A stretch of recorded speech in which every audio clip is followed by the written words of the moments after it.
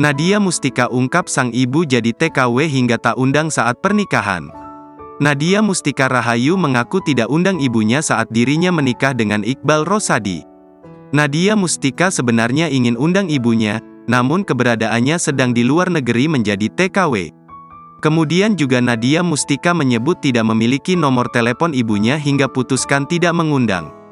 Mantan istri Rizkyda ini mengaku sebenarnya sudah mencari keberadaan sang ibunda jelang pernikahan keduanya. Hanya saja, dia tak berhasil menemukannya karena ibunya berada di luar negeri. Karena aku nggak ada kontak juga, nggak ada nomor teleponnya, kata Nadia Mustika. Terus sebelumnya kita juga pulang ke Cianjur, terus aku cari tahu ada mama nggak di kampung, katanya nggak ada. Katanya lagi kerja, TKW. Ya juga bingung maksudnya kontaknya kemana juga gitu. Karena kemarin kita berusaha mencari juga nggak ada sih, tuturnya.